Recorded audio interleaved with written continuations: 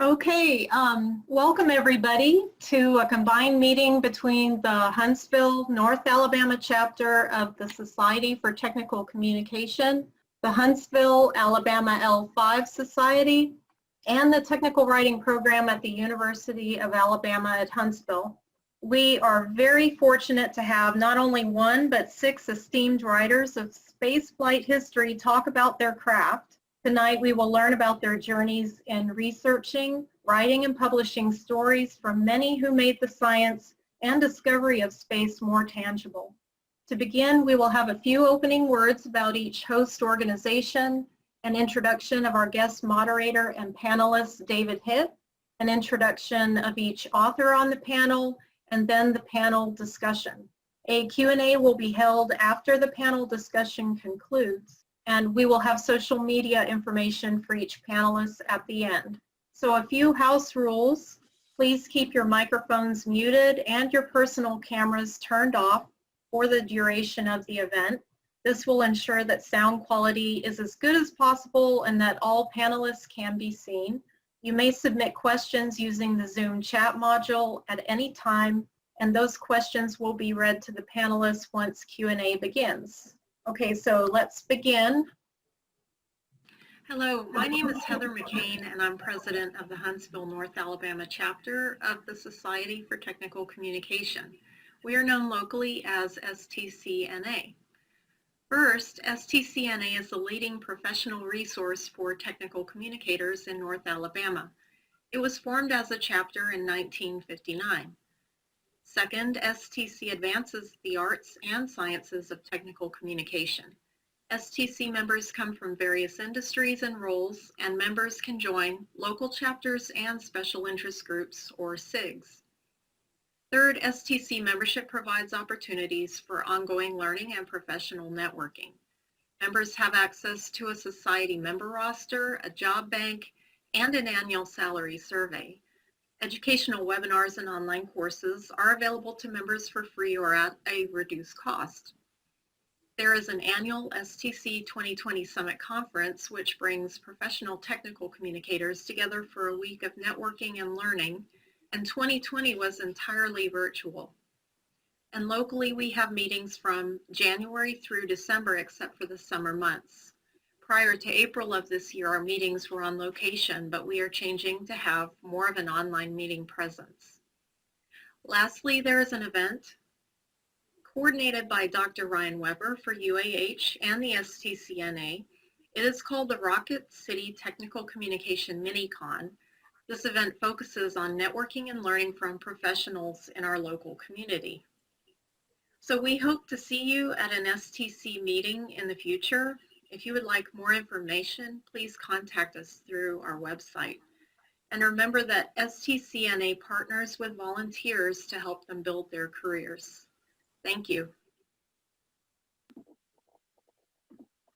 Good evening. I'm David Newsom, the president of the Huntsville, Alabama L5 Society, or HAL5. HAL5 is a non-for-profit grassroots space educational and advocacy group and a chapter of the National Space Society. The L5 in our name refers to Lagrange point number 5, a location between the Earth and Moon, or the Earth and the Sun, where gravitational forces balance out, and hence represents the ideal location for future space stations. To promote our goals of a spacefaring society and various STEM topics, HAL5 hosts monthly talks, typically on the first Thursday of each month at 7 p.m. Currently, our talks are being hosted by Zoom webinar, but eventually we will be returning to the downtown Huntsville Public Library and other locations, such as Straight to L and the Space and Rocket Center. HAL5 hosts a vast range of topics, such as the Space Launch System, astronomy, space history, life in space, current events with NASA and the space community, new materials and technologies, and hypersonics. We also host joint meetings with other local groups, such as the Society of Technical Communications and the Von Braun Astronomical Society. We also do public outreach events, such as the Von Braun Astronomy Day, panoply, scientific demonstrations at local schools, and a poster competition where local high school and college students can present their scientific research and receive feedback. For more information, visit hal5.org or please contact me. With that, I would like to thank the Society of Technical Communications for hosting tonight's panel. Thank you. All right, I'm Dr. Ryan Weber. I direct the Business and Technical Writing program at UAH. We have a minor writing major with a technical and professional writing concentration, and also a graduate certificate in technical communication. And then we also offer some new programs in user experience, both a graduate certificate and a UX minor. So if you're interested in anything about our tech writing program or UX programs, definitely feel free to email me. My information is there.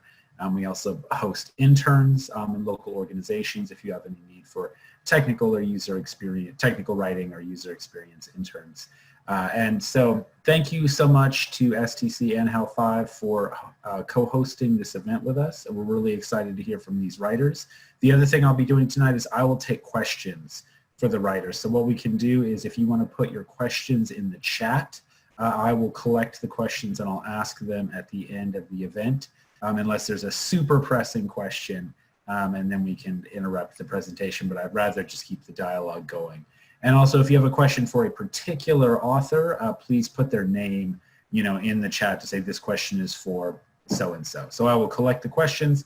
I'll kind of moderate the discussion at the end, but I'm really looking forward to hearing from these authors. So again, as Heather said, make sure to mute yourself if you're not one of our esteemed speakers. And I guess I'm passing this on to Heather. Is that right?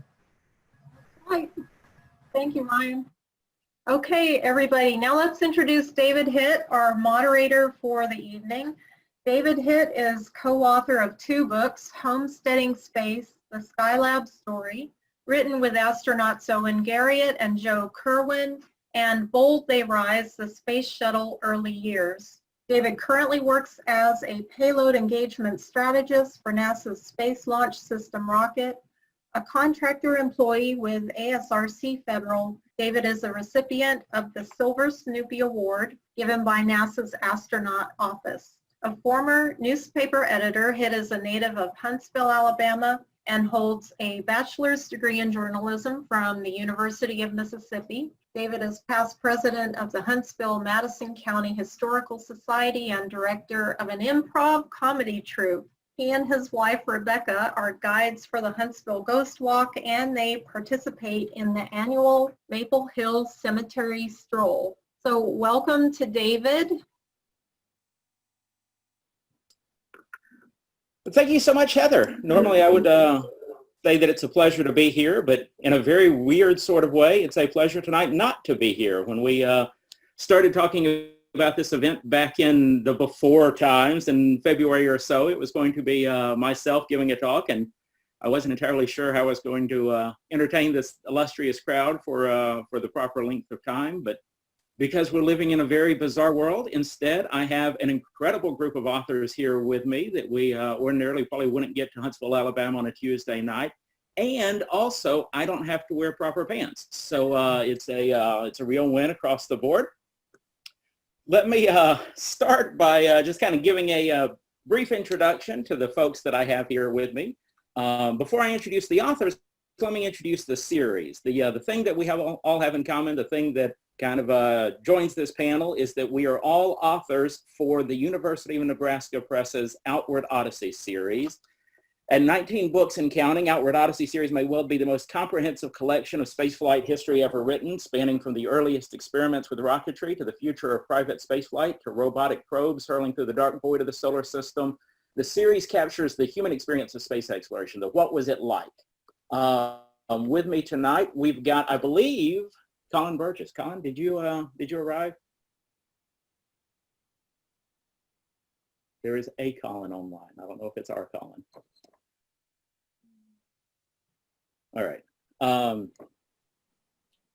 Hopefully we have or will have series editor Colin Burgess, who is a prolific author who has written over 30 books on the subject of human space exploration, whose titles include Selecting the Mercury 7, The Search for America's First Astronauts, Teacher in Space, Krista McAuliffe and the Challenger Legacy, Fallen Astronauts, and most recently Shattered Dreams, residing in Sydney, Australia, and a familiar face at many past Space Fest gatherings, for those, if anybody's been to those. Colin Burgess has served for over 17 years as the founder and series editor for the University of Brest, the press's ongoing Outward Odyssey series, tasked with locating and mentoring new spaceflight authors and guiding them through the publication process. With me also tonight is Michelle Evans, the founder and president of Mach 25 Media, a writer, photographer, and communications specialist in aerospace. She has written the book X-15 Rocket Plane, Flying the First Wings into Space. Her background in aerospace engineering includes serving in the U.S. Air Force, working on missile systems, and later in private industry, accomplishing environmental testing for systems used in airliners and spacecraft. Michelle is a distinguished lecturer with the American Institute of Aeronautics and Astronautics. Her book on the X-15 was a finalist for the Eugene M. Award for Astronautical Literature. Michelle received the Diverse Community Leader Award from Orange County in Human Relations and recognized as one of the 100 most influential people in Orange County. She has appeared in numerous publications, including Air and Space Smithsonian, Ad Astra, Orange County Register, Los Angeles Times, Time Magazine, and the New York Times, and was a technical consultant on the Neil Armstrong biopic First Man.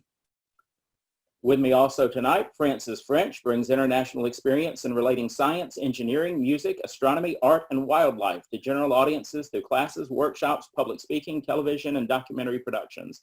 He is the author of numerous best-selling history books, including In the Shadow of the Moon, and an international keynote speaker at conferences. Also with me is Jay Galantine. Jay has a reputation for stripping away technobabble to focus on the intimate human stories behind space missions. His politely uncouth, casual writing style makes the topic accessible and enjoyable while retaining accuracy worthy of a reference tone. Jay's lively and animated public talks have been well received in classrooms, at science museums, and scout gatherings, and at space-themed conferences. His first book, Ambassadors from Earth, detailing the turbulent early years of solar system exploration, was published in 2009 after 5 years of research. From the American Astronautical Society, it received the 2009 Eugene M. Emmy Award for Astronautical Literature. This award recognizes truly outstanding book published each year, serving public understanding about the positive impact of astronautics upon society. In 2015, Jay released Infinity Beckoned, adventuring through the inner solar system. Like its predecessor, this book also utilizes original research and numerous interviews with those who did the work. Infinity explores such topics as how the Soviet Union put the first wheels on alien soil, why people still can't agree on whether or not life was found on Mars in 1976, and just how far backwards the Russians bent in order to fly balloons on Venus. Also with me tonight, John Eustauskas is a commercial pilot with over 30 years of experience in the airline and corporate aviation industries. A former aircraft mechanic, he has logged nearly 10,000 hours in flight, including some 7,000 hours in jet aircraft. Currently a captain for a major fractional jet operator, he has served on numerous aviation safety boards throughout his career. He credits his childhood interest in manned spaceflight for his pursuit of an aviation profession. Growing up near Washington, D.C. and the National Air and Space Museum, he has had the opportunity to meet nearly all of the Mercury, Gemini, and Apollo astronauts. In addition to writing numerous aviation safety articles, he teamed with Colin Burgess and Mel Croft and contributing to Footprints in the Dust, the epic voyages of Apollo 1969 to 75, in which he chronicled the Apollo 12 lunar missions. He also contributed to Burgess and Kate Doolan's Fallen Astronauts and is co-author of Come Fly With Us, the Space Shuttle Payload Specialist story. All right, take a deep breath and and we'll get started. For the authors, if you're up for it, I'm just going to let you go alphabetically. So I will, I'll ask the question, and unless Colin reappears, we'll let Michelle go first, followed by Francis, Jay, and John.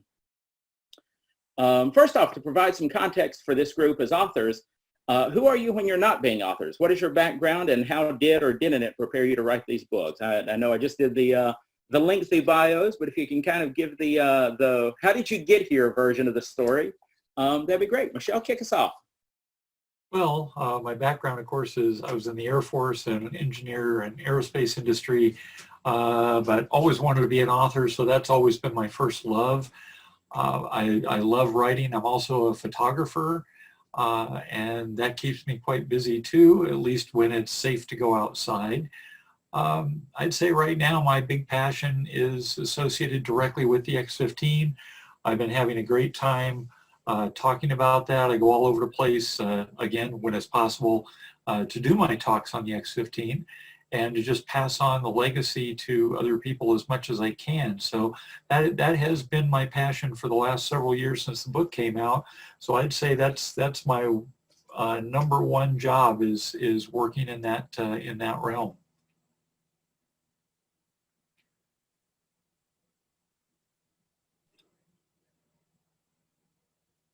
All right, Francis. Yeah, it's a good question, isn't it? I see Colin has joined us, thankfully. I really don't remember a time I wasn't into all this kind of stuff. It's one of those things that has always fascinated me. I think the human stories have always been more fascinating than the technical stories to me. But I don't know, I'm sure in this group particularly, there's a lot of people who read books where the human stories are great, but the technical just is wrong, and it just annoys you. If you see there's one thing wrong in a book, it's going to make you doubt the whole book. So while I really enjoy doing the human stories, I really enjoy working with the people in this group, both the authors and the many engineers who are watching, to try and get that technical stuff correct. I think that's where I sort of came into it. Is I love human stories about everything, not just space, but this is the only time in history that people are doing this stuff for the very first time, and that's what really got me engaged. All right, thank you. Jay? Well, my background is not in writing, but it's close. It's in filmmaking. So my degree is actually in broadcasting and film production. Went to school to learn how to make movies and worked for about 15 years as a professional film editor, doing a lot of commercials and corporate video and documentaries and little movies, the kind that you would see at 2 o'clock in the morning on Showtime, stuff like that. But just always was kind of a closet writer, definitely always a closet space geek, and was in the process of sort of developing my own little writing projects, be it a short story or a screenplay or something like that. And so that's kind of the world that I was in at the time that the book series came along. All right, and John? Thanks, David.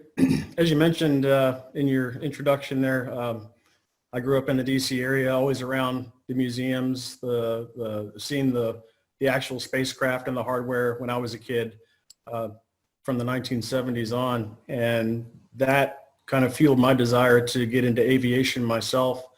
But then even throughout the aviation career, while you're studying all the hard technical things you need to do to be successful in that, I still spent all my free time reading things about spaceflight history.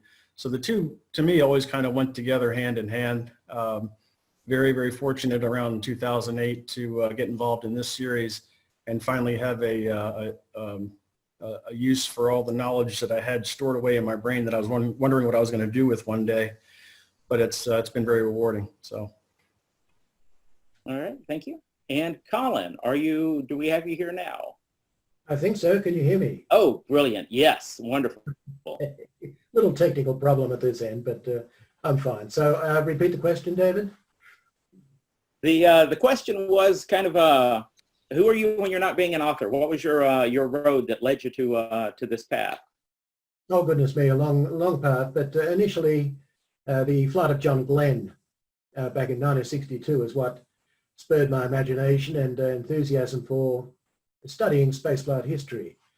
Prior to that, a poor scholastic record, nothing much to indicate what lay ahead for me.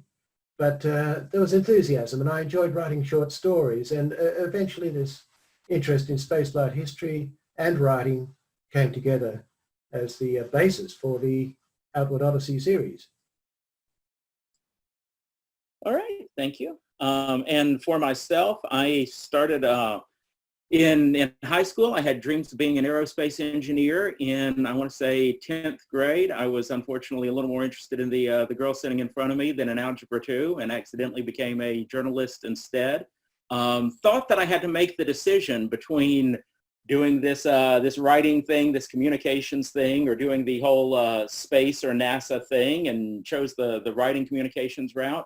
Became a majored in journalism, worked in newspapers for several years out of college before discovering that that there actually are people who write about space, that this thing that I had spent years believing was an either or, turns out could be an and. So that was the path that led me towards where I am.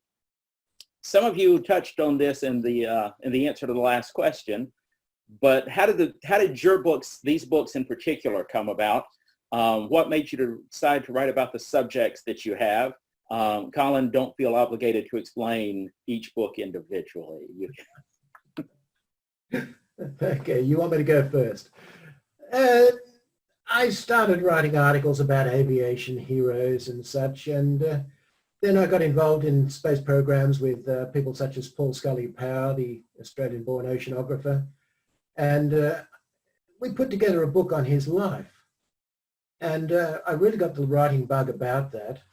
And I'd earlier put together a small book for school children called Space, the New Frontier. And it gave me an idea, because in that book, I put together not only the stories of the American astronauts, but the Soviet cosmonauts and people from other countries who flew in space. And that was the genesis of the idea for the very first book in the Outward Odyssey series. But I will credit one person with being the genesis of the Outward Odyssey series, and that's Krista McAuliffe.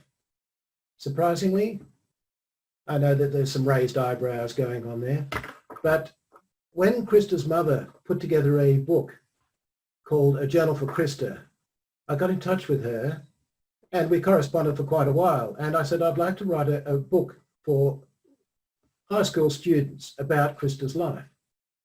And I said, if you could find me an American publisher, then we could collaborate on this book.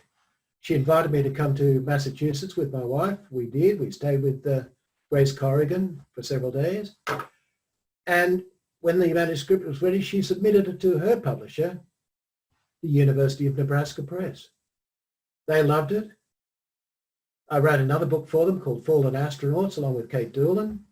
And then the series editor got in touch with me, or the chief editor at that time, Gary Dunham, and he said, would you be prepared to put together a series of books about the story of space exploration?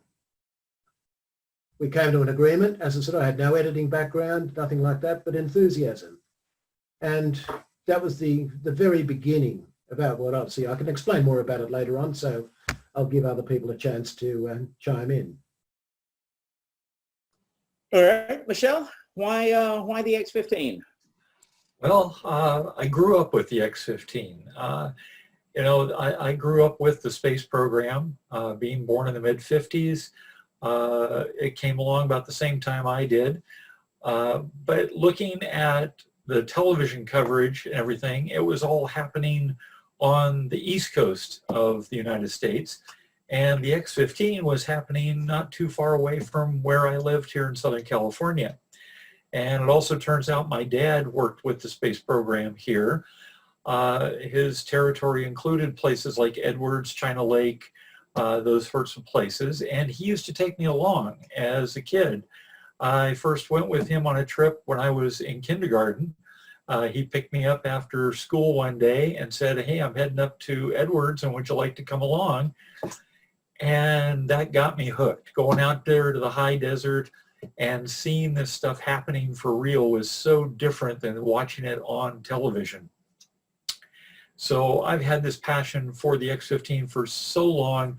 My hero growing up was Joe Walker. He was the be-all and end-all of these guys who were the astronauts. It's like Neil Armstrong was out there. I met him actually long before he became an astronaut in Houston at the Cape. But again, Joe Walker, he was the man. He was the cool guy. So just this idea that somewhere along the line I wanted to write a book. I didn't know what I was going to do, and all of a sudden it hit me one day when I was reading someone else's book that happened to be talking about the X-15. It's like, that's what I need to write about. And that afternoon I called up to Edwards, to the history office, and said, I want to write a book about the X-15. What can you do to help? And they said, well, come on up. So I packed up the car and headed up there the next day, started doing a bunch of research.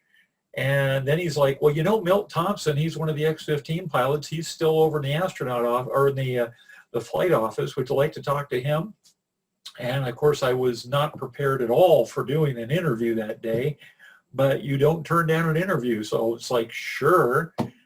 And I headed over there and we sat down and talked, and that started what turned out to be 70 some interviews with these pilots and the managers and the tech guys and the rocket shop guys. And it's just been an amazing journey. And to be able to be part of the Outward Odyssey series, that part of it, that part of the story goes directly to Francis, who I've known for many years. And he put me in touch with Colin, and the rest is, as we say, history. So. All right. Thank you so much. And speaking of whom, Francis. Thank you, David. I think the audience are getting an idea of just how much quirky, untold, different stories that we're talking about here. This is not the standard, we went to the moon, we did this, though those stories are in here too. What you're hearing about, people like Jay Galantine, who's written this incredible human story of unmanned space probes and how they got to Jupiter and Saturn, how they made those decisions made by humans sitting in offices deciding things. You know, this is a very human story. What Michelle did with the X-15 was amazing, because I knew about the suborbital space plane, but I didn't really know a lot about it. You get into these books, it's incredible. And David, of course, Huntsville's shining jewel of Skylab, the first American space station, the first permanent space station, multi-crewed, that nobody knows about. It's disgusting unless they read your book. So I'm so glad and so honored to be a part of this series, because it gets into all these stories. And it gets to what I'm interested in, which is, you know, the human stories. What I was very honored that Colin asked me to co-author the first two books that I ever did. Colin at that point had numerous, literally dozens of books published before. This was the first time I was doing this. But we both shared something in that we were both not from the US or the USSR. Colin's from Australia, I'm from England. And so we weren't seeing these stories as this is our story and their story. And every book we read from the Soviet Union was pretty heavily sanitized, but it was clear there were some fascinating human stories behind there.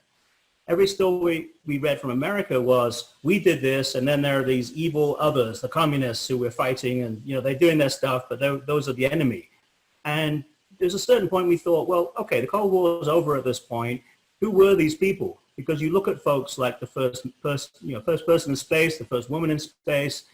A lot of times people are joining thinking, I like to fly airplanes. I can't afford to do it privately. I'm going to join my military because I love flying. It wasn't an ideological love. It was I want to fly jets. They're going to pay me? Sure. Okay, now I'll find out who I'm going to go bomb. That doesn't matter. I want to fly this plane. So the human stories are fascinating. And we started that a couple of decades ago at a time, fortunately, when most of those original spacefarers were still around. It's sad to think now that most of them are gone, but it is still a very tiny part of human history we're talking about. Michelle mentioned Joe Walker. We're coming up in 2021 when the very first people to go into space were born 100 years ago. We've got John Glenn, we've got a cosmonaut, and we've got Joe Walker before either of them. 100 years ago, next year, the very first person was born who one day would graze the edges of space. So our entire work is a century old and nothing more, nothing less. And so there's so much that we can cover there. So I think you can tell my excitement level on this. I'm in and I want to keep going. And if people on this group haven't read these books yet, read them because they are wonderful. Very true. Very true. Jay. Well, I've written a lot about unmanned lunar and planetary missions and the little probes that go out and do them and the people that have sent them. And I guess the dirty little secret is that's not what I was primarily interested in when I applied to be in the series. So I had heard about the series on Robert Perlman's just excellent Collect Space website. And it said, you know, if you're interested, we have 8 books that we're going to do. We have authors for 4 of them, but we need authors for the other 4. And contact this guy named Colin Burgess if you want to find out more. And so I got in touch with Colin, and my initial reaction after connecting with him was, dang, all the good ones are taken. The one that I really wanted to do was the Apollo one, and that had already been snatched up. And then the ones about the Mercury and the Gemini astronauts, those are being done by Colin and Francis. And I was kind of like, shoot, what do you got left? And he said, well, you know, we're going to do a couple on the shuttle. And I was like, well, I grew up with the shuttle, but I wasn't really into it. You know, I really had it bad for those Apollo guys in their white suits. That's what I really wanted to write about. But dang, it was taken. And I said, you know, what else you got? He's like, well, I'm going to do one on the Russians. I'm like, I don't know anything about the Russians. I don't speak Russian.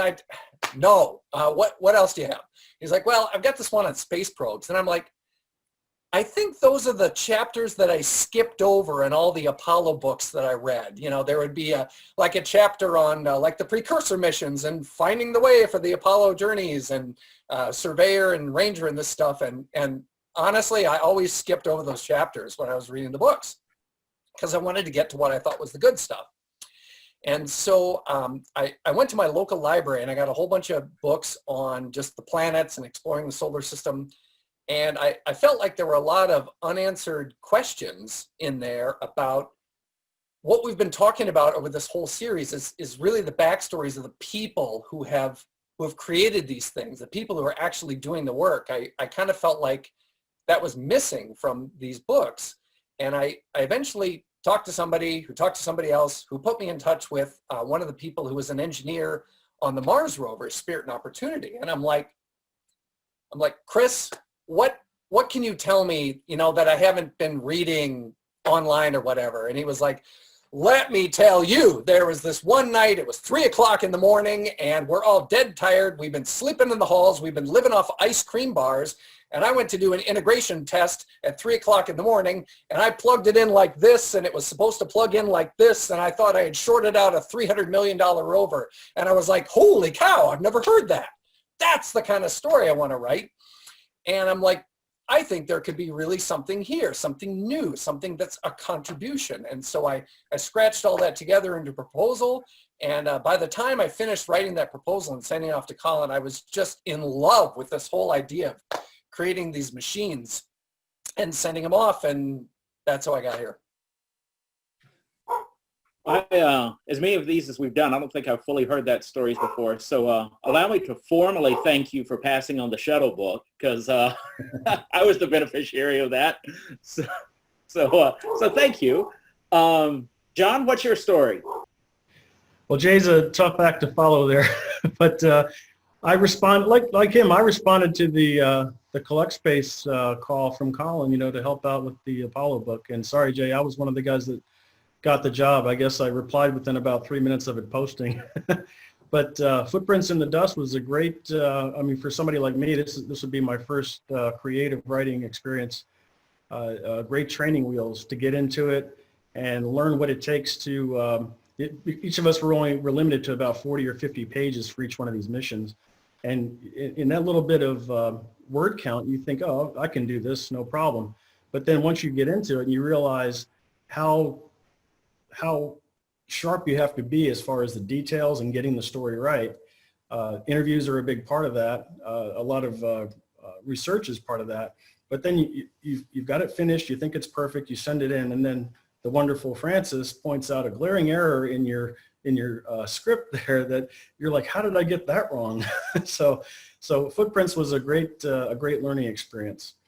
And then several years go by, and I have to credit Mel Croft, my co-author, with coming up with the idea for Come Fly With Us, the story about the payload specialists.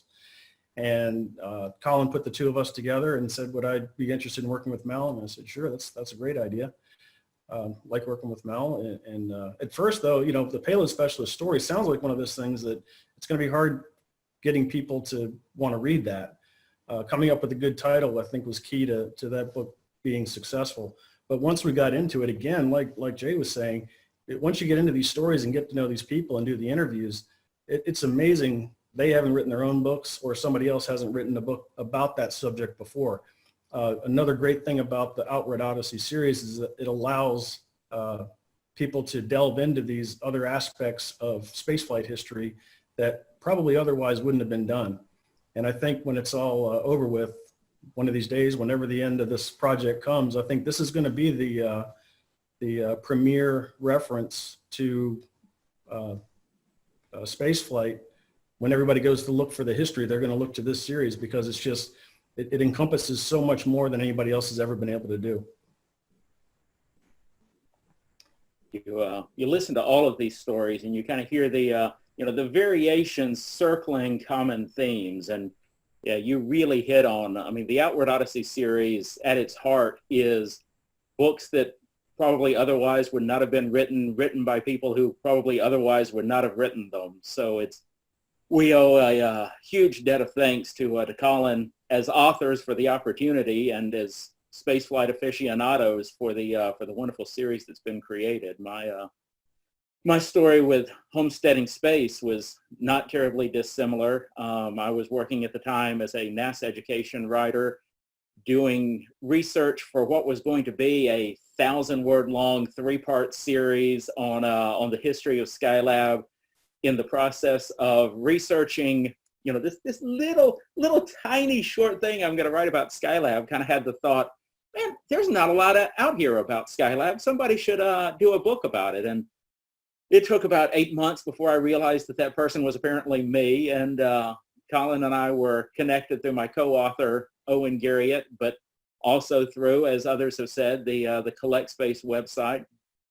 And the rest, as they say, is history. And I'm now changing my Bold They Rise story to be that Colin called me up one night in tears saying that Jay Galantine had refused the shuttle book. Did I know anybody? And, helping him out in his moment of desperation. Colin for that book caught me at just the right moment when homesteading was still fresh enough that it was exciting, but far enough back that I had kind of forgotten the pain of childbirth, and so I signed up to do it again. But I'm a child of the shuttle era, and so it was a real privilege to get to write a love letter to the space shuttle program. You're all writing literally about rocket science, and we've kind of heard that there's a kind of a spectrum of technical in our backgrounds, but for a lot of us, we are not remotely rocket scientists at all. How challenging is it to write about what is, on the surface level, very technical history coming from the background that you do? How do you make that translation? Colin, start us off. Okay, it's not easy. I'll grant you that. And goodness me, just listening to those stories brings back a hell of a lot of memories for me. This juggernaut that is Outward Odyssey, goodness me, and the stories behind it is another book. One of you should write it. No, I'm not technically minded. As you can see, it took me 10 minutes to join in on this group. But writing about it, you have to have good research, you have to have great contacts, but more than that, you have to have the enthusiasm, the patience, the persistence to put together a story.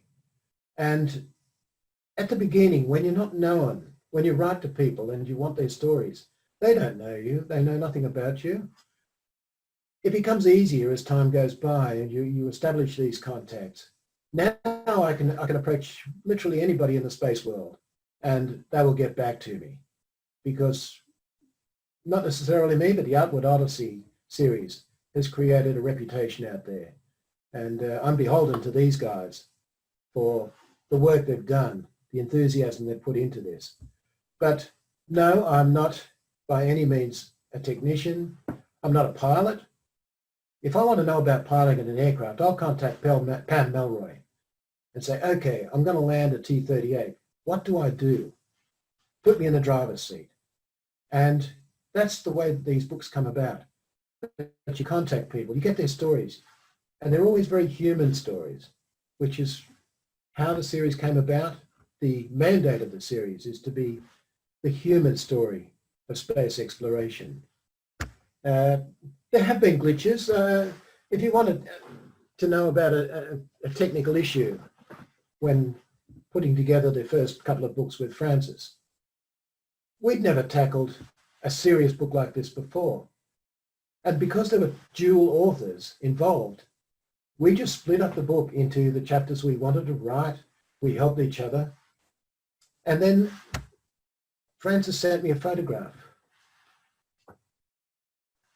If you can see this photograph, that's the original manuscript for Into That Silent Sea. Look how big it is. We contacted Nebraska Press, full of apologies, and we said, we think we've gone a little overboard here. They said, okay, you've got two options. You can either heavily edit, which is not something you want to do, or we can split it and make it into two books. Fortunately, it's split exactly in the middle, almost to the, in fact, I think it was to the page. And that created the second book. And from there on, the series became a little bit easier. I decided early on that I wouldn't approach too many established spaceflight authors, but through the medium of places like CollectSpace, I started looking for people who had no writing experience other than perhaps a few articles. And goodness me, these people came to me. And like Jay really hated the concept of writing about unmanned probes. But I needed somebody to write it. I said, send me an example of your work, Jay. He did. He sent me a story about Craig Breedlove, the speed ace. I looked at that and I thought, this is the guy I want to write this book. And goodness me, it's been proved now 3 times over. Jay's now working on his third book. They are terrific. He sent me an introduction to the third book the other day, which was a classic piece of writing about just standing outside looking at the night sky. These are brilliant people, and I've enjoyed almost every moment of working with them.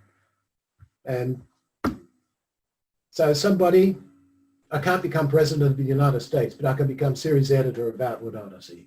That's my story. We're glad you did. So thank you for sharing that. Michelle, I'm going to deliberately skip you for just a moment, and I'm going to go straight on to Francis, and we're going to come back. I've got strategy. Okay. So, Francis. Okay. Yeah, this is, I was in Huntsville last year at the 50th anniversary of Apollo 11, and I'm looking around at this incredible group of all these people that worked on this project, and I bet a lot of them are in this group tonight, and every single one of them probably was bombarded at the airport on the 50th anniversary, and certainly on the 40th anniversary and the 30th anniversary of Apollo 11, with all these books that suddenly appear to cash in on a decade anniversary, and most of them are terrible. Particularly if you're an engineer, you pick them up, you flick it through, and you're like, that's not even how a rocket works. Never mind any of the technical details. It's really annoying. And I get that even though I'm not a full-time engineer, I speak and work with enough full-time engineers to hear that frustration. So when it comes to the technical versus the human, this is something that Colin and I really took into account. There's always those people in life who kind of tap you on the shoulder and go, excuse me, I don't think you're quite doing that right. And in most things in life, that's really annoying. Colin and I encourage that with each other and with all these engineers out there. When somebody read our manuscripts and went, I think you meant propellant instead of fuel because it's fuel and oxidizer, and together you're like, all right, but yes, you're right, and let me put that in. And those kind of little details really make a difference because, you know, I'm reading a book about music right now, and there's a couple of historical details wrong, and it's making me just not want to read the whole book because I know something's wrong, maybe everything's wrong. The technical stuff is vital, and it's something that we really went under the skin of. But there's another level to it too, and I know Jay Galantine had this even more than we did, which is when you're writing about the Russians, and particularly about the Soviet Union era, there are things that people were never supposed to know about, and certainly were never publicized outside of a very tight group of engineers at the time. So to get those technical details right, actually, you're doing original research with people who've never told those stories. That happens in the US too. The people who worked on some of the secret classified Air Force human spaceflight programs, some of which happened, some of which didn't. A lot of those people are like, nobody's told me it's okay to talk about this yet. It's been 30 years, it's probably okay, but until somebody says, talk about it, people are conservative in keeping those secrets. So Colin and I were very lucky. We hit a time as the Berlin Wall came down and the Soviet Union opened up, that the Soviets were really happy to talk about stuff. And that lasted for about a decade until kind of the Putin era, until the former communists became the world's best capitalists, and all of a sudden all of those archives were really, really pay to view. So we were very lucky. We managed to hit the time not only when those people were alive, but also that they were willing to talk and able to talk and share things without getting into that, well, what's this worth? So those are the different sides of the technical and the human, but I share the frustration of many of the folks in Huntsville who every time they see these anniversaries come around go, that's not how it happened. Just put me in front of a TV camera. I can tell it way better. I was there. I built that thing. And so we basically, most of our career is not annoying Huntsville engineers. That's what we're aiming for. If we do that, if David doesn't write us an angry letter, then we're good. That's a tall order too. So thank you. Jay? Well, I would have to echo some of what Colin said about talking with the people who have actually done the work. I think that's the first part of it.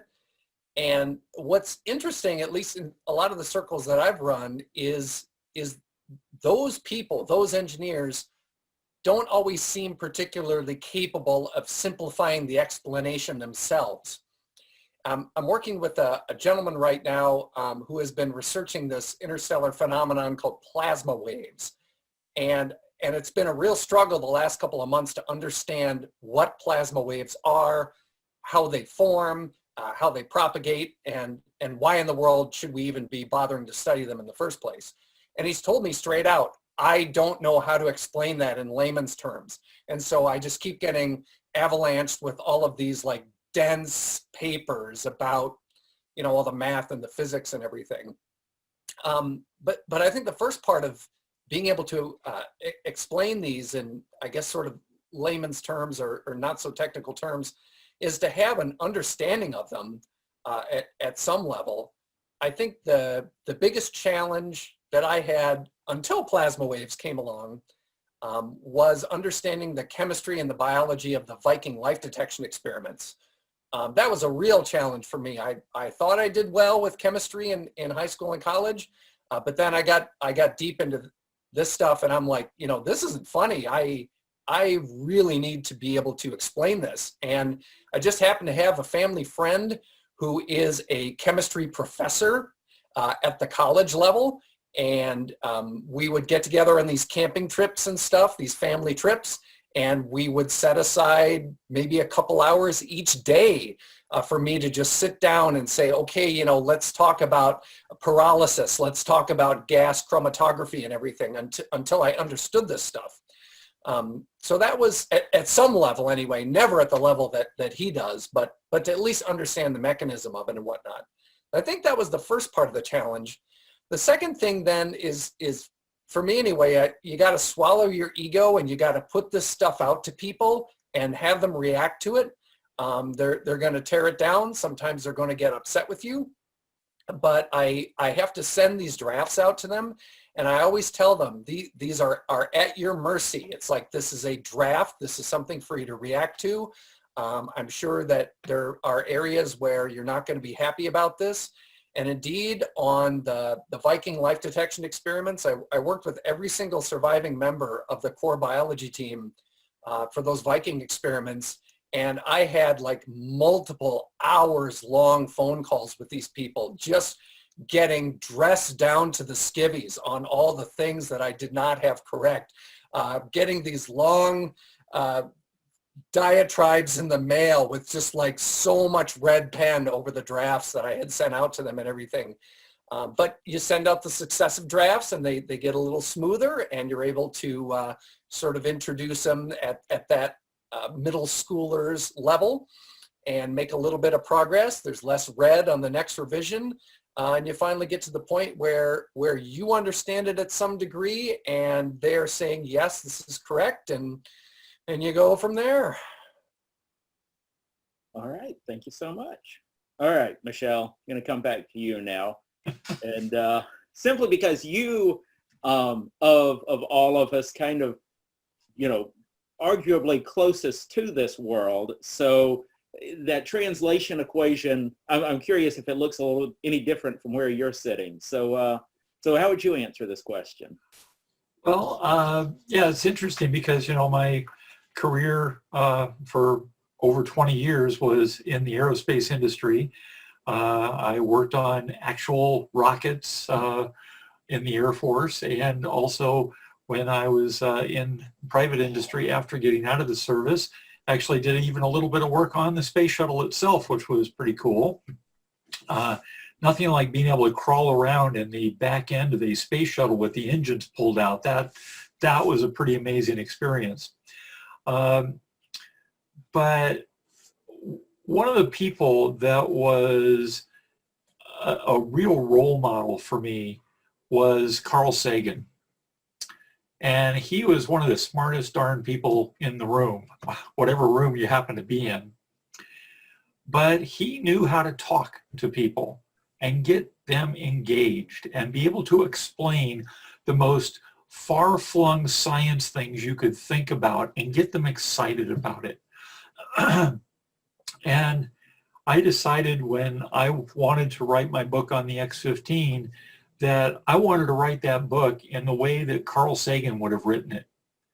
And I wanted to be able to take those concepts that, are not accessible to most people, flying at hypersonic velocities and all these other things.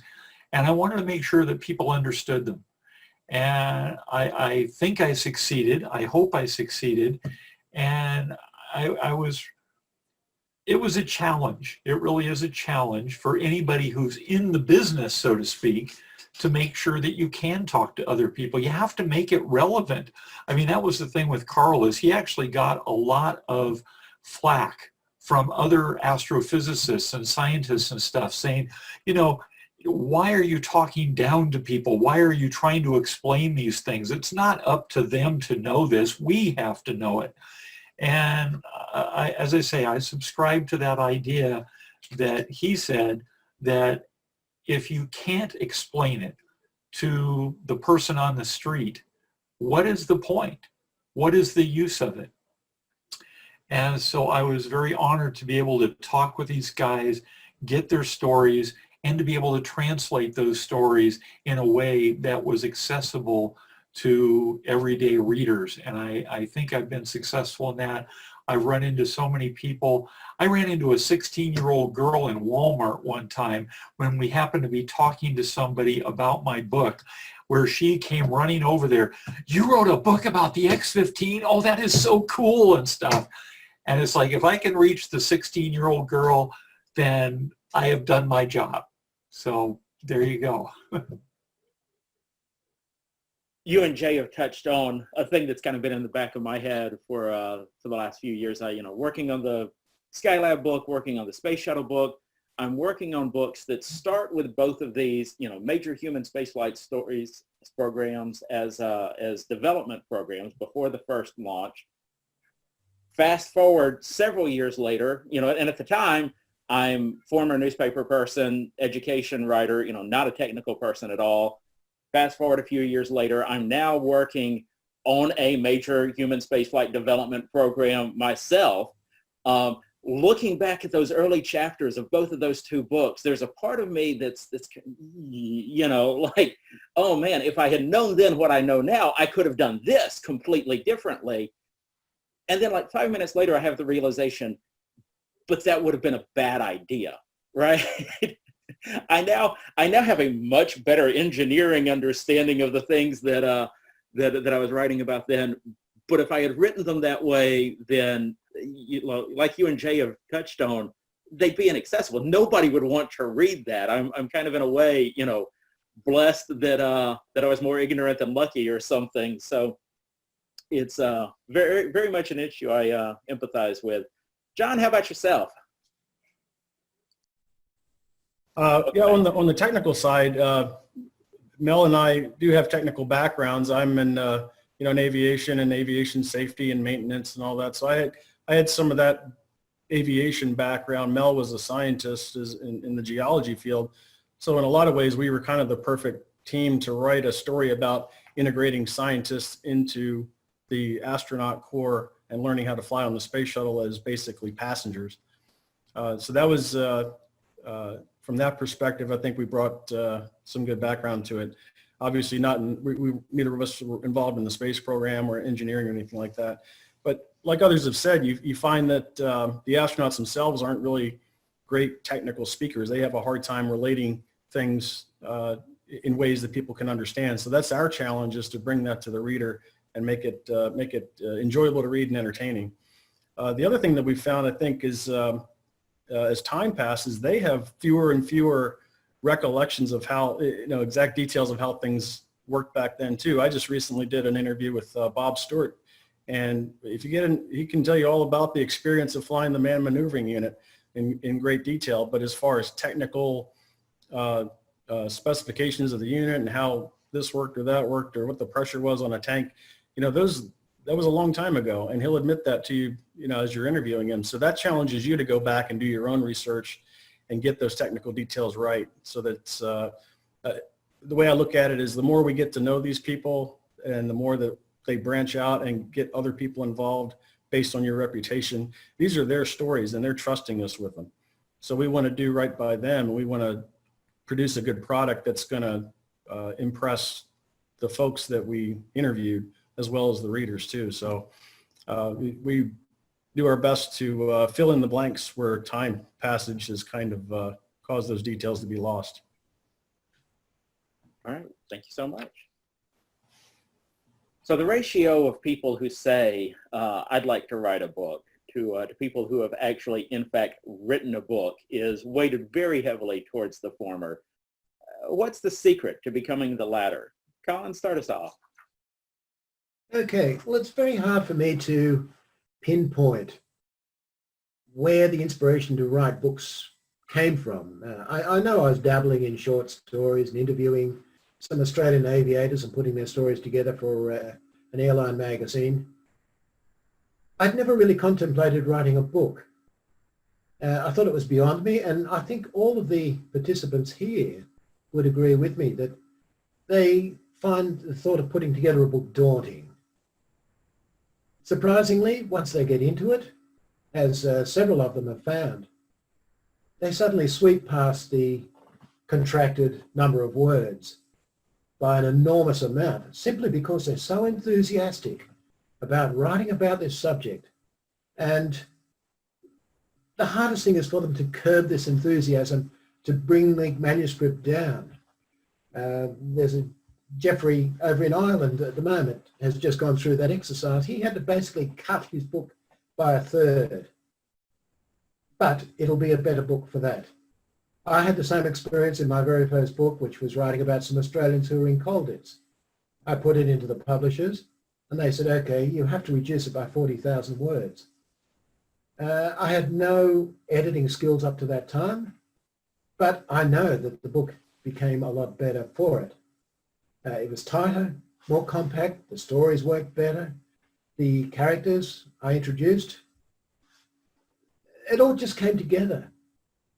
And to see these people writing these books now who have had, in most cases, limited writing experience, but they came to me with trust, and I trusted them to produce a book, or books now in several cases, and they found the experience not only difficult, but exhilarating. So exhilarating that once they finished, they sat back, and you can empathize with this entirely. What am I going to write about next? Colin, here's an idea. And I'll pursue that idea with the University of Nebraska Press, and the editor who's looking after it at the moment, Rob Taylor, he is incredibly supportive. I've not had an author put in a proposal yet that has been rejected. That's the strength of these people writing for this series. Look at them now. They're all enthusiastic about being part of this panel, and they want to continue the Outward Odyssey beyond my lifetime, which is fine with me, I guess. At the moment, we've got 18 books in the series that have been published. There's another one coming out very shortly. It's almost in the warehouse now.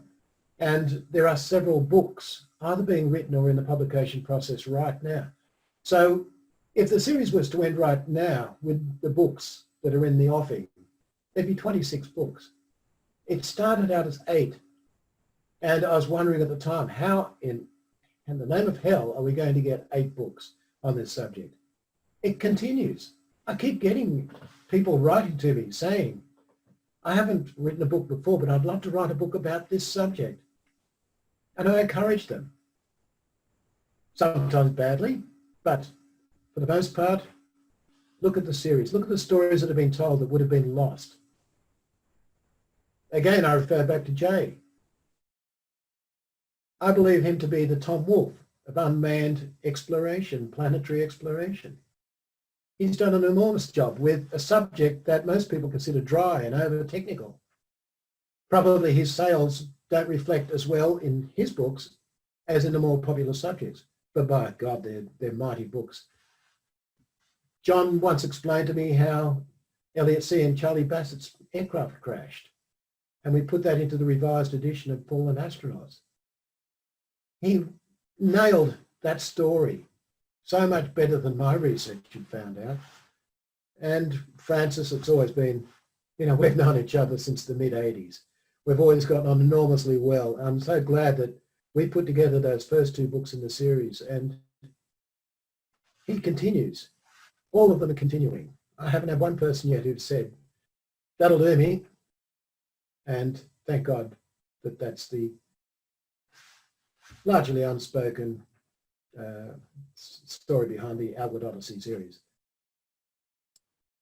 All right. Thank you so much. Thanks for sharing that. Michelle, what's the secret? Oh, gee. Yeah. I mean, I started my project in 1983. It took 30 years to get it written. I know I'm one of those people that Colin is talking about, that when I finally did write, it just kept going. I had 30 years of research, interviews, everything to get out. And I know you finally came back and said, it's really nice, it's great, but you got to get rid of at least 10% of it. And I told him, it's like, that's impossible. There's no way I could do that. And, but he was right. And as he always is, he is a fantastic editor. And in the end, I actually cut out 12%. And I'm glad I did, because it's a much better book because of what he got me to do. But throughout so many of those years, I really believed I was never going to be able to get this book written. When you pick up a book that's 400 or 500 pages long, you look at that and it's like, how does somebody do that? And I'd done a lot of writing, but they were always like magazine articles, editorials, things like that. And to set out to say, okay, I'm going to tell a coherent story over several hundred pages involving all these people, and it's not a fiction story, so there are people out there who are going to know the real story, and they're going to ride my butt if I get it wrong. No pressure there at all. And so after all those years, when I finally got it together and said, yeah, I think I can start writing this thing, and I sat down, and it took me 8 months to get that thing out, which I was absolutely amazed at. I thought, okay, maybe I'll get through it in 1.5 years, 2 years. And I know Colin felt the same way at first, but from beginning to end, actually getting it out, it only took 8 months. It had been rolling around in my head for so long that I couldn't type it fast enough. And I remember so many times of writing up a section in the story, and it's like, wow, that was during the first interview, and I've always been thinking, what's it going to be like when I put that down on paper? And there it is. And then, of course, on top of it, I also had my wife sitting here next to me when I'm reading the stuff that I'd written to her, and she would be the first person to call me out and said, that didn't make sense at all. So she is definitely my muse. She's the person who got me to be coherent to everybody. And she's the one who rode me and said, you've got to get this done. You have to get this story out. So having somebody like that standing behind you, standing over your shoulder, is a really good thing for a writer to have as well, I will have to say. Sure, yes. All right. Francis. I love this question. I love the, what's the secret to writing a successful book? This comes up a lot at author conferences, particularly with people like Dan Brown and some of the bestseller people. They'll be like, what's the secret? And there's always this what if it's a secret, he's not going to tell you, otherwise it wouldn't be a secret anymore, right?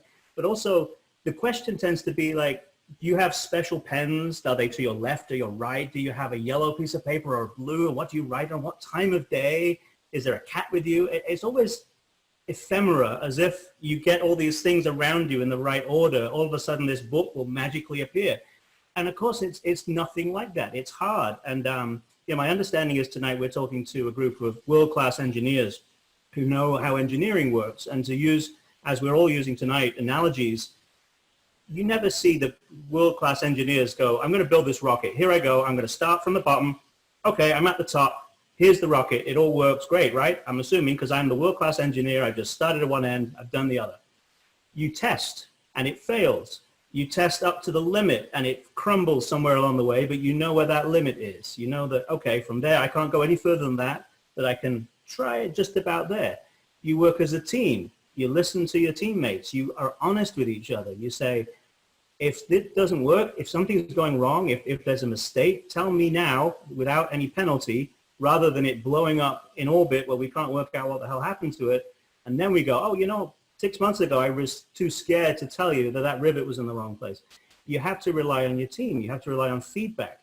Writing's exactly the same. It's a constant editing. There's more time goes into editing than into that first draft. You write something down, it looks great.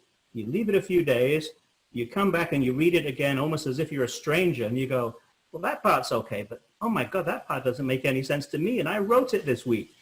Let me start again. Let me revise it. Let me change that around. And then somebody else will read it and say, I don't get this. Okay, instead of taking it personally and going, well, I know what I meant. You're like, well, if they don't get it, nobody else is going to get it. So you revise, you polish it. So just like eventually when, David's SLS spacecraft's going to be sitting on a launch pad ready to go, and it's going to have been the most tested spacecraft. It's going to have been polished. There's going to be lots more people than the actual metal benders who've done it. There's going to be huge teams of people thinking, what happens if this happens? What happens if that happens?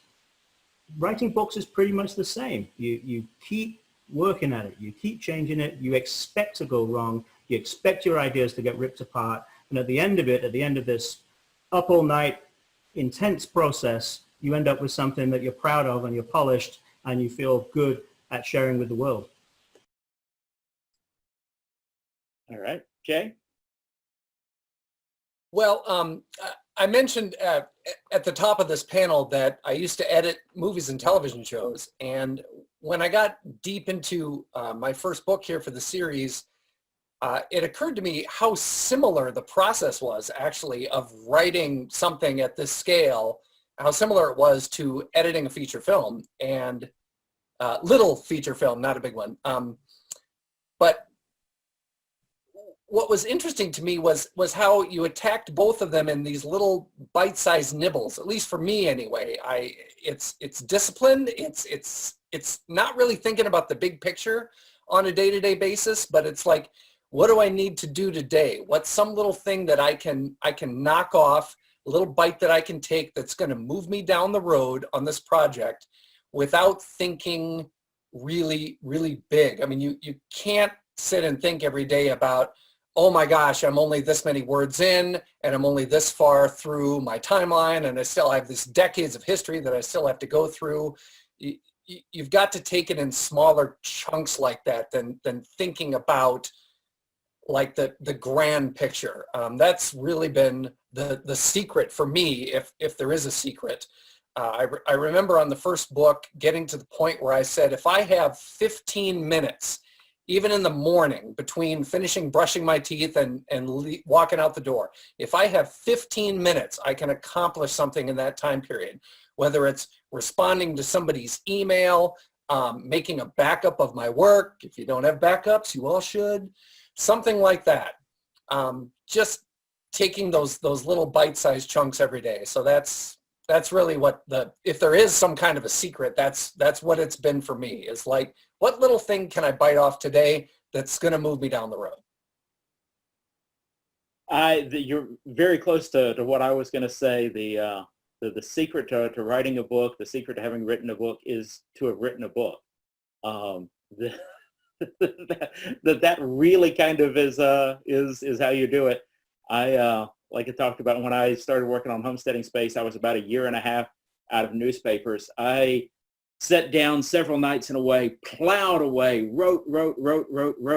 I'd written any number of, long, in-depth, biting, investigative newspaper reports before. Sat down after several nights of writing, looked at the collected assemblage of Homesteading Space that I had, realized that it was now the longest thing I had ever written in my life, and I was 3% of the way to book length. And so I sat down the next night and I wrote, and over the course of several more nights, I got to like 6% of book length. And it turns out if you do that night after night after night after night after day after day after week after week after month, you'll eventually get to like 125% of book length. And Colin will tell you to bring it back to 100%. But that's the secret. That's what there is to it, is do the thing and just keep doing the thing. And it's so easy to get wrapped around the axle and caught up in your head of what am I doing, and this is a book and I don't know anything about writing books. And if you read the first chapter of Homesteading, it's kind of shameful, because I was like so trying to write a book. I am a serious writer writing a book now, and I'm using words like bailiwick because that's a thing that real book writers do. But at some point you realize you're just doing this thing. And so, kind of the secret is, the tip is, just do the thing. I was very lucky. I didn't have a Sherry, but I had 2 astronauts that I was partnered with to work on this book. And having like major American heroes holding you accountable for actually doing this thing that you're supposed to be doing is also a wonderful thing. If you can somehow loop astronauts in as accountability partners for anything that you're doing, I heartily recommend it. It's a great idea, but that certainly made homesteading a whole lot easier than it might have been as a first-time author otherwise. John, getting back to you, what's the secret? Well, in my case, certainly the secret to my success has been working with a co-author, working with Mel Croft, having that teammate, much like you did on Homesteading Space. You're always working together, bouncing ideas off of each other. It's encouraging to work with somebody else. You're always kind of self-motivated because you don't want to let the other partner down. So that's certainly been the key to my success in writing. And we're going through that process again right now with the new book on spacewalking on EVA. Still at the research and the interviewing part of the book writing process, but it's exciting to be there again. It's a new thing. It reminds you of doing your first project. You remember some of the mistakes you made and how to correct those. But it's just, people don't realize how fun it is. Like you've been saying, you get a phone call one day from this famous guy or lady, and then you do that interview, and then you type that up and you share that success with your writing partner. And next day, here comes an email from Mel saying, wow, you wouldn't believe how great this one. Guess who called me today? It's just so much fun. But, in listening to some of the other comments, one thing that comes to mind for me is when I was much younger and braver, I did some skydiving. And I kind of related writing your first book, especially to that experience, because you do so much preparation, so much training, so much thinking about what's about to happen to you. And it's daunting. It's intimidating. It's scary. And then you go out the door and you're thinking of things in order. What has to happen next? Well, I want that parachute to open. Great. So it opens. And the next thing you know, you're on the ground. Here comes, just like when your book is published, now you're safe and sound. Everything worked out fine. But the first thing you want to do is do it again. It was so much fun the first time around. you have no idea how cool it is, and you just want to sign right back up and do it again. It's a great experience, not something I ever expected to have. That's great. That's great. All right. I'm going to, I've got, I think maybe one more question that I'm going to ask. And in the meantime, if anybody in the audience has questions that they'd like to have asked, feel free to enter them in the chat. And you can go ahead and get those in while we're going around the call one more time.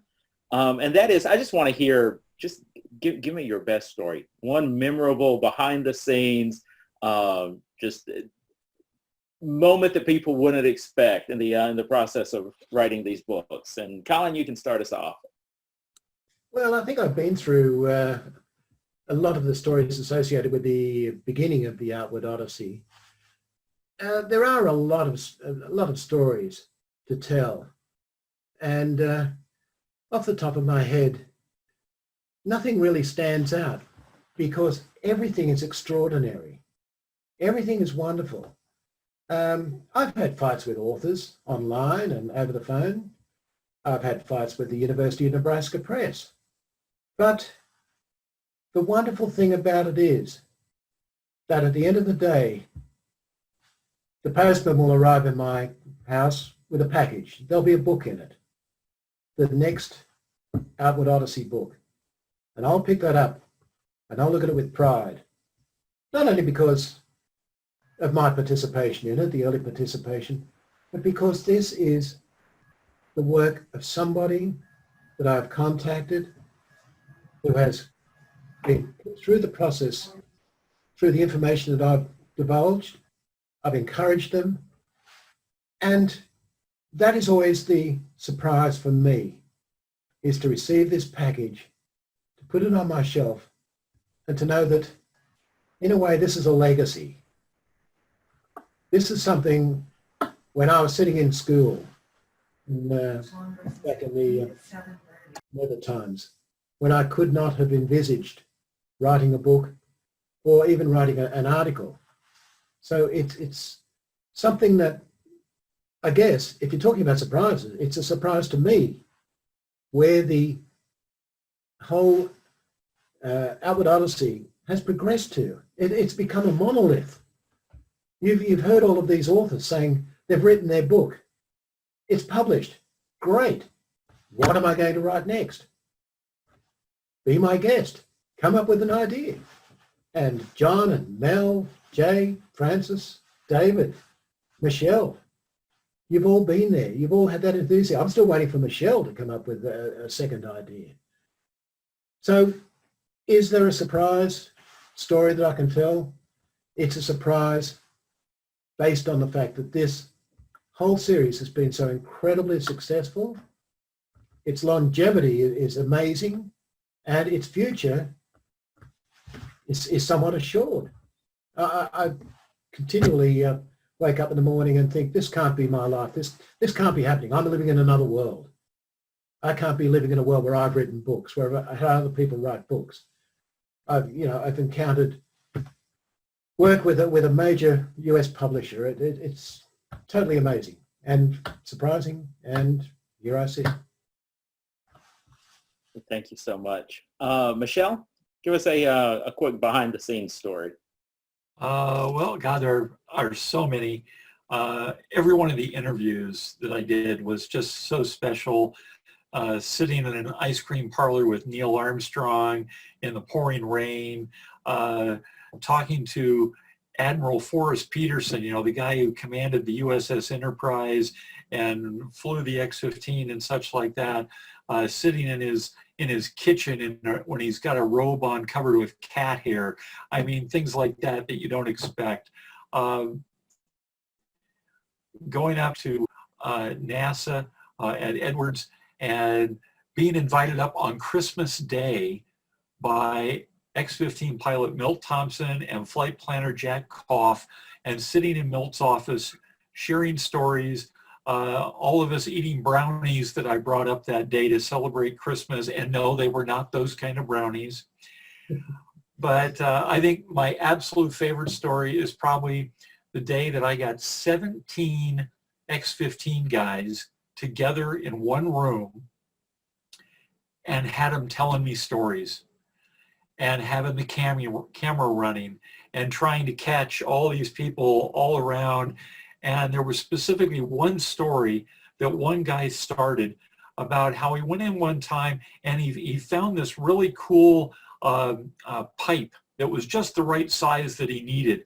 And so he pulled the pipe out and he was going to work on his lunch hour at sawing it down to just the right length and all this stuff. It was a rocket motor that still had fuel in it, a solid propellant fuel. And he was cutting it with a saw. And you can imagine what came next. And yes, it did explode. It fired off. And it went around the hangar and it bounced around the hangar and broke windows and everything else. But the way that it transpired with these 17 guys was that one guy started the story and then another guy, well, yeah, and then this happened and then this happened and this happened. And they're running all around. And in the end, the guys are sitting there. It's like, it's so great that we're here today because we can keep each other honest. And just watching their reactions to being able to tell those kind of stories and to be able to tell those in the book, that's an amazing thing that I will never, ever forget. Oh, that's awesome. That's great. Francis, what you got for us?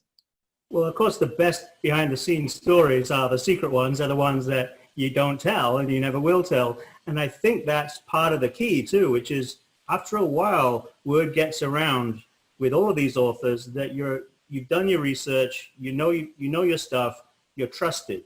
And once you're trusted and you're in a little group, things change. That happened a lot with the Apollo astronauts, which is mostly what I was doing, that these are people that got asked all their life, what was it like to walk on the moon? And it gets old. When you're asked every day about something for the next 40 years, you can imagine you're not going back to your original memory to think about this. You're like, let me tell you the same damn story. I'm sick of telling.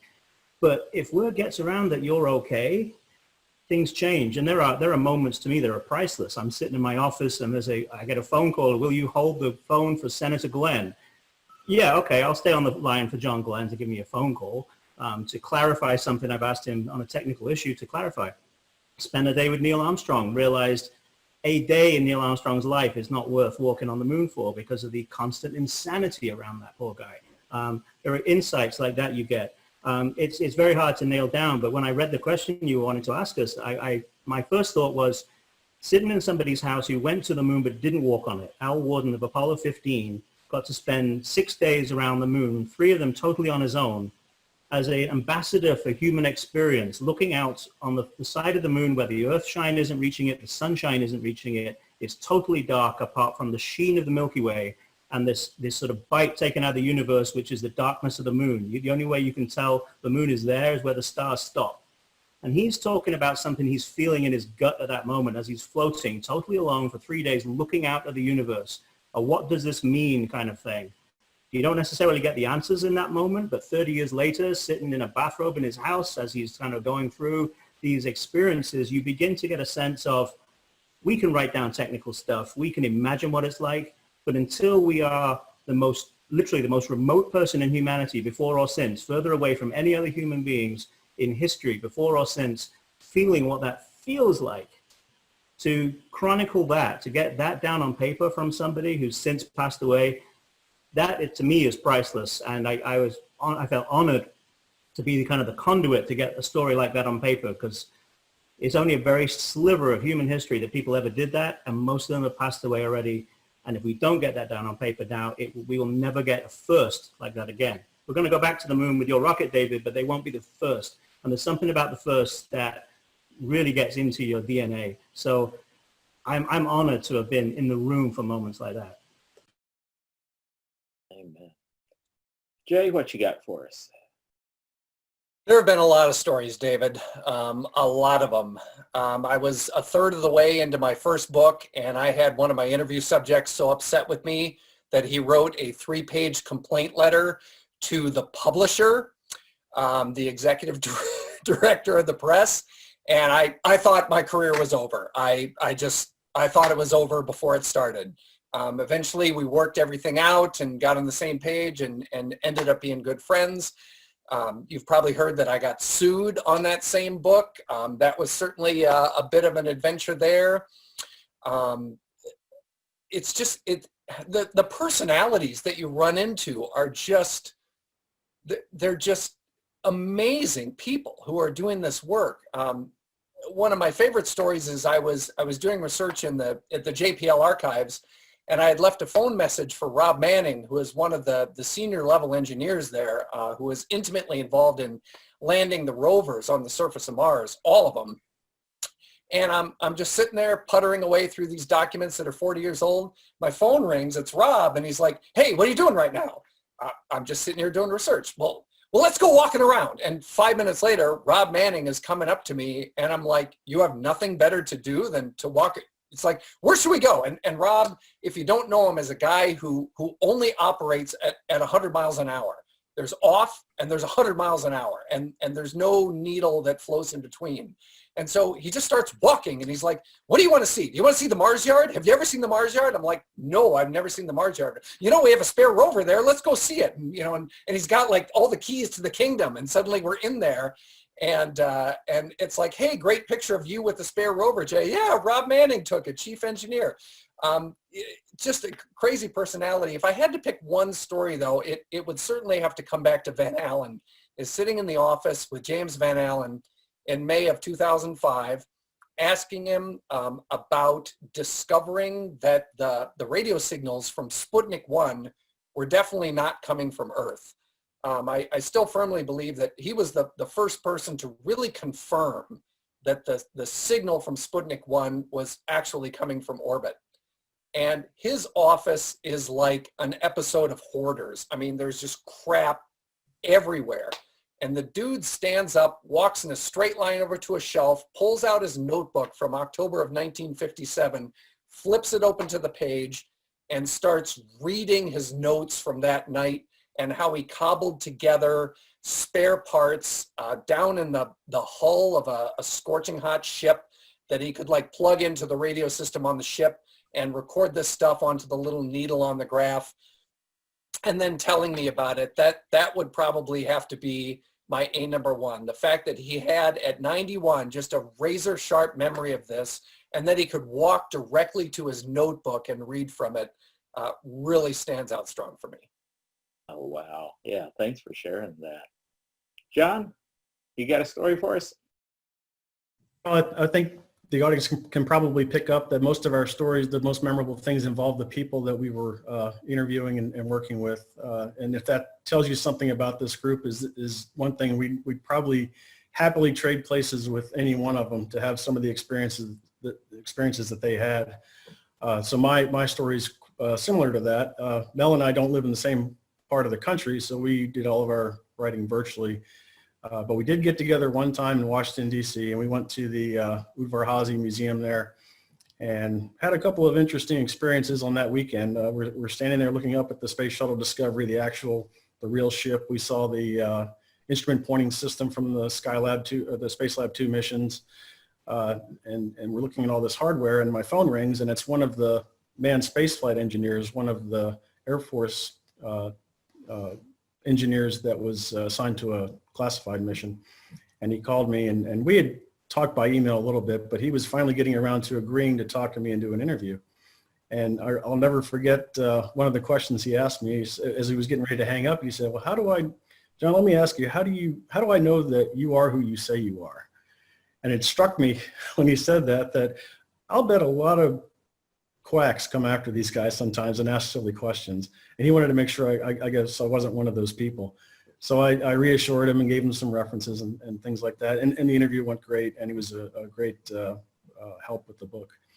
Not long after that, just randomly walking around the museum, we ran into Kathy Sullivan, who at the time was working on her, doing some research on her own book that's out now, Handprints on Hubble. I assume that's what she was working on. She said she was doing research there at the museum. So that was interesting running into her. And later that weekend, we went over to a barbecue place and had lunch with Eric Sundberg, who is another one of the manned spaceflight engineers. And Eric is a very professorial type of guy with a gray beard and not known for his being an extrovert at all. And I think we conveyed that in the book, but he was really excited sitting there talking to us about the things that he couldn't talk about yet. Francis alluded earlier to some of the secret things that are still around that they haven't released yet. And he was wide-eyed and waving his hands around and saying, we can't see that yet, but when you do one of these days, it's going to be wow, and you're going to be amazed by it. So, maybe sometime down the road, there's another part of that story to be told in the Outward Odyssey series. I sure hope so. All right, thank you so much. And with that, I'm going to turn it over to Ryan, who I believe has some questions from the audience. That's right, I do. Thanks. We got a couple of audience questions, some really good ones. So this first one is for everybody, and the question is, and I like this question because I have the same question myself. How do you know when you've researched enough, and enough is in quote marks? Or does your timeline determine when you're going to stop? Or do you feel like, okay, I've got all the information I need? How do you know when, okay, I've got the information I need to get this book together? I would say never. Because the more once you actually get into writing it, the more you realize what you don't know. And there are days where you just find yourself going down a rabbit hole for a detail that you hadn't even considered before, because you want to make sure you get that part exactly right. Like was mentioned before, if you get one detail wrong, the reader is thrown off. And if they're familiar with the subject, the reader's thrown off for the whole book. They're turned off by it. So you want to make sure you get it right every time. So I'd say there's a point where you start writing, but the research really never ends. Go ahead. Oh, I was just going to say, I agree with John. I mean, my book's been out for 7 years now, and I'm still getting more and more information about the X15. I've been just recently upgrading my website and stuff. I used to have like 500 pictures on there. I'm now approaching 1,700 pictures. So yeah, it really never stops. But when it comes to writing the book, you have to know when to stop, when you have enough to tell the story, or yeah, you'll never get it done. So yeah, thank you. Sorry, Jay. Yeah. That's okay, Michelle. That was really interesting. I've mentioned that there are some parallels with filmmaking, and in film school, one of my professors said something which has stuck with me all these years. He looked out at the class one day and he said, you know what? No project is ever finished. It is abandoned. And you need to keep that in mind, because you will never be finished. And I've heard these stories about the painter Degas, who would actually sell his paintings, and then he would knock at the doors of the people who had bought his paintings, months or years later, wanting to come in and make changes to them. For me, it's been pretty intangible. I know I get to a point where I'm just sick of that subject. I've just had it. On my second book, I got deep into this Soviet thing called Lunikod, and I can just remember going to bed a few times going, God, I've just had it with Lunikod. I can't read another report or email about Lunikod. I'm just so done with Lunikod. And it's been like that a few times. There have been a few times where the schedule really demands it. I've tried to have this mentality of, I'm going to deliver a draft chapter to Colin at these specific intervals. And I've had it to the point where I have to cut myself off and say, you know what, I'm never going to turn this in on time unless I just cut the cord and move on. So that's been my own experience for what it's worth. We should add too that we're not researching up to the point where we have enough for a book. We are researching the crap out of everything, and then we're winnowing down to the point where we have a book. If you read Andy Chaikin's A Man on the Moon, which there's a television series is based on, you can read that book, and he's probably the master in this genre, because you read that book and you realize he's dancing around subjects he knows to tell a well-crafted narrative to drive a story. And the storytelling is just as important as the research. It's pretty clear when you read his book, not in a pompous way, but just in a really well-crafted way. He knows way more than he's saying there. He's just cherry-picking the good stuff to take you through this. So it's almost the opposite of what you'd expect. You learn everything you can, and then you have to go through and say, I love this story. but it doesn't fit what we're trying to do with this. So therefore, it gets put to one side. Thankfully, it tends to come around in some other project another day, and it ends up seeing the light of day somewhere else. Okay, I'll go next because unfortunately I have to go out to a meeting. But I find that I can finish a book, but this series continues what I want to write about. I'm glad about that because these are areas that I would have never touched myself. These are stories that are beyond, well, I live in Australia. For a start, geographically, it's impossible for me to sit down with a lot of these people, and particularly in the situation we're in at the moment where flights to the USA and such are going to be 2 years away. So I'll finish my book, but then Jay will come along and write his book. And I think, wow, that's great because that's one book I don't have to write. Michelle writes about the X-15. Wow, I know nothing about the X-15. So here's an extension of what I've written. And this is what the whole series is all about. It's a series of stories that people say should be told, but haven't been up until now. To meet some of these extraordinary people who have done these things is amazing. To share the memories with the participants in the Outward Odyssey series is amazing. I'm glad I've written what I've written. I've got nothing else that I really want to write about, but that doesn't mean to say that tomorrow morning I'm not going to wake up and think, wow, what about if I write that book? It happens. It happens to all of us. But these stories are extensions of what I've written about. I'm glad I've written what I've written. I've enjoyed the experience, but there are limitations to what I can write about and want to write about. And this series as a whole envelops all of that. I'm so glad that it's come about. As I said before, it's a legacy, and these people are all part of that legacy. And my sincere thanks, not only to them, but the University of Nebraska Press for putting up with us and publishing these works. It's been a totally awesome experience. And I'll say that in closing, I'm proud of all of you. Thank you. I'll add, I was, Oh, go ahead, David. Part of a team one time that outlined their operating norms at the beginning of the project, and a lot of it was just standard operating procedure, sort of how we relate to each other. But the last norm, the last rule was pledge to do imperfect work, and the idea there was we could polish forever, but if we polish forever, we'll never deliver, and you will never get to a point where another day on your book wouldn't make it a better book. The reality is at some point you just kind of have to pencils down. Like Francis talked about, you're going to know more than you include, and that's always going to be true. When we were writing Homesteading Space, the goal was, we wanted this history preserved. We wanted 50 years from now, if somebody wants to know something about Skylab, here is a place that they can turn to find that out. The flip side of that, though, the kind of the curse that goes with that is, there are stories that aren't in the book. There are stories I continue to hear that, oh man, if I had known that, I would have put that in the book.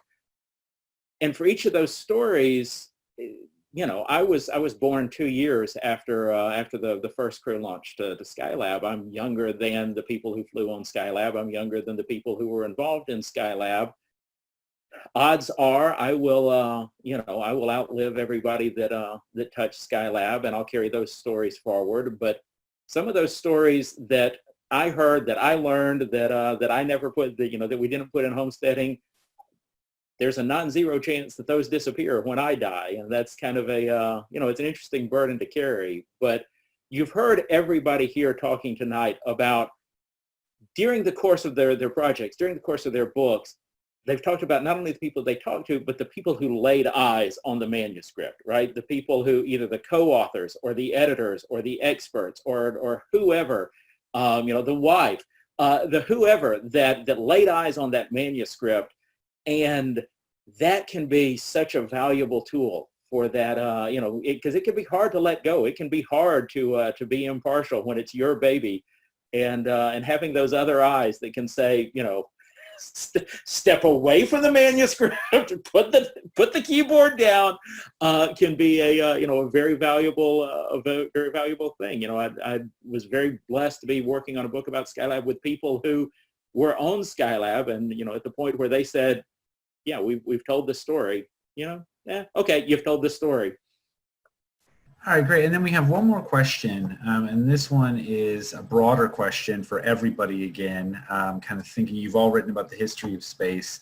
What do you see as the future of the space scene? What's coming up next? So I have a book written in 1958, I think, titled Your Trip to Outer Space. Your Trip to Outer Space. And the premise of this book is that in the not too distant future, human beings are going to go into outer space. In fact, this book argues in its final chapter, human beings will someday go to the moon. Possibly in your lifetime, maybe by the year 2000. And this book was written by somebody who knew enough about space to write a book about space, and they had no clue. Gagarin is, I want to say, like 3 years away when this book was published, right? I mean, the moon landing is like 11 years away when this book is published. And this author, who again knows enough to write an entire book about space, feels like maybe the moon landing is by the year 2000. So, the short answer is, oh man, it's about to get real. Like this week was the anniversary of Gemini 11, the 54th anniversary of Gemini 11. And Gemini 11 has the distinction that it remains the record for human spaceflight distance in altitude in Earth orbit, right? The Apollo missions, they go to the moon, they top it in just total distance from Earth. But Gemini 11 holds on to the how high above Earth without leaving Earth orbit a human being has gotten. It's sort of a weird kind of distinction, but there you go. It's a record that they've held on to. The first astronauts that fly on Orion are going to break that record. They will finally, after 56 years, they're going to break that record. We're about to see people going back to the moon. I mean, we've got now, with the Demo 2 launch of the Crew Dragon, we saw the first, and what we're going to see over the next couple of years is the launch not of an American space capability, but an American space fleet, right? The United States of America is going to have a fleet of human launch vehicles. We're going to see people going back to the moon. We're going to see all of these records that have stood for decades falling. So that's the short answer is, if you missed seeing man walk on the moon, good news, you're about to see it. If you missed Gemini 11, good news, you're about to see that record fall. If you missed seeing a Saturn V launch, good news, you're going to see a more powerful rocket leave the pad. The golden age is coming. There is nothing that you have missed that you're not going to see bigger and better in the next few years. But I say all of that with the caveat of Your Trip into Outer Space, which is, I know nothing. Like, I know enough about space to write a book about space, but I look forward to, 30 years from now, some guys sitting around saying, man, there's this guy, David Hitt, he knew enough to write a book about space, but he had no freaking clue what was about to happen. So I'm really optimistic that we're not only about to see exciting things happen, but we're about to see things begin to escalate in a way that we don't fully anticipate now. I would add to that, I think we're going to see two golden ages here. We all want to see those flags and footprints types of missions. We're all of the same age range where we either remember that happening, barely remembering that happening, or we were the space shuttle era folks, but we're going to see those again. But that other golden age, I think, is going to be of the common citizen going into orbit, and maybe even further. Our first book about the payload specialist was really the beginning of that era. It was the first era of that. There's been a long pause since the Columbia accident, where ordinary citizens that weren't professional astronauts were going into space back then, and they don't do it anymore. And now we're going to see this new age of commercial space flight where maybe an author, an artist, a poet, or a painter gets to go and experience it firsthand. One time on another call, Francis said that he described us as the bridge between the people that have been and those of us that can explain it to a larger audience. And that was a pretty heavy weight to put on our shoulders, I think, at the time, but we've been successful doing it. But even, I think it's going to be a lot better one day when maybe one of us gets to take one of those suborbital or even an orbital flight on a SpaceX craft and see it firsthand for ourselves, and maybe try to translate it that way, what we're seeing, and put that into words, versus trying to put on paper what other people are telling us. It's going to be a very big shift in how we think about space flight when ordinary citizens are doing it on a regular basis. I love the fact that the Huntsville engineers are asking us what's going to happen next. I mean, you folks are doing it. You folks are building it. You folks are going to make it happen. What can we as humble historians help you with in terms of an answer? I think is more of a historical context. Building the stuff is incredibly challenging. That's the toughest part of the thing. And that's why you folks are out there are world class. As you know, when we went to the moon, it was 4 years, and then we've never been back to the point where they're making moon hoax documentaries because they're like, how could we have done it then and not done it since? It almost makes sense if you look at it from an outside point of view. Well, we can't do it now. How could we have done it then? The key, as you know, is more than building the technology. It's the money, it's the political will. A lot of it's to do with political will. There are always world-class engineers in Huntsville ready to go and put us back to the moon, onto Mars, wherever we want to go in the solar system. They just don't get the go to do it. And that's the key, I think. So one of the things, if you're looking for the other half of the equation in our books, is that historical context. You know, those who don't know history are doomed to repeat it, as the saying goes.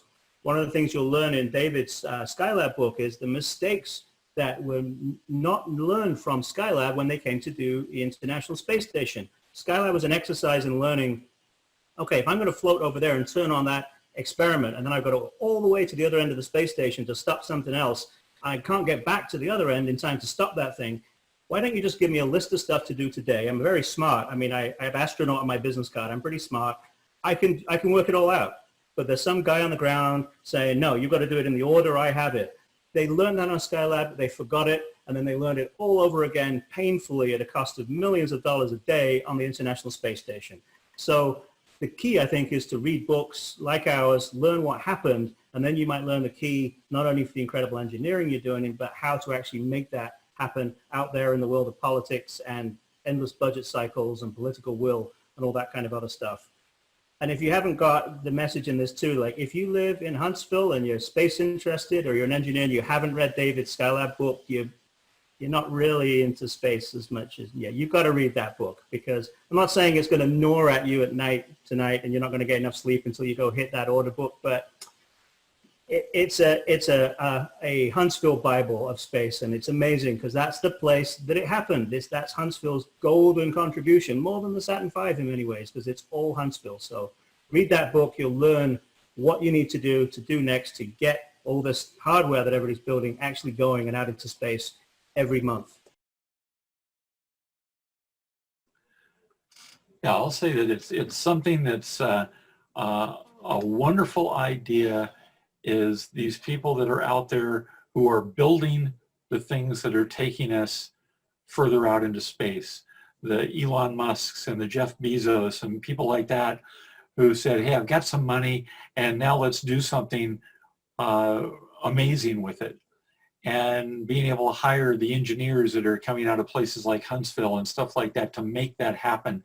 And just to have that pie in the sky thing of saying, you know, what can I do? You've got somebody like Wernher von Braun who was there saying, I want to go to Mars. That was his overriding thing. On the way to Mars, he ended up taking us to the moon. So it's like just dreaming big, and maybe we're not going to hit everything that we aim for, but we're going to hit some of the things that we aim for along the way. And that would be a pretty great thing. So what's going to come next? I'm very excited to figure out what it is, and I look forward to being surprised and exhilarated and just absolutely amazed at where we are going to go because of the people that are doing this stuff today. So I thank all these people who are dedicating their lives to becoming the next generation of rocket scientists, and I can't wait to see what you come up with for us. I myself would jump in with the buzzword of the week being biosignatures. I'm sure we've all seen the news about the possibility of some interesting behavior afoot high above the surface of Venus at an area which is surprisingly hospitable, up at an altitude where you'd have to wear a scuba tank, but you could actually float along in an open gondola and it would be like a really smoggy Los Angeles day with temperature and pressure that is pretty compatible with human existence. There may well be life floating up there in those clouds. There's a lot of other areas that engineers are working to get to, out to the moons of Jupiter and Saturn, to these, Europa and Titan. People are designing little aircraft to operate on the surface of Titan. And in the skies above Titan. I think that would just be fascinating to go and see what's out there. They're designing little submarines to melt themselves through the ice on Europa, or to go ploink down into one of those lakes on the surface of Titan and see what's down in there. I think it's really just a matter of time before we find that there is life on other planets, at least in microbial form. I would make the argument that we found it in 1976. That's the historian in me. But I feel like we are just going to be discovering only more and more biosignatures as time goes on.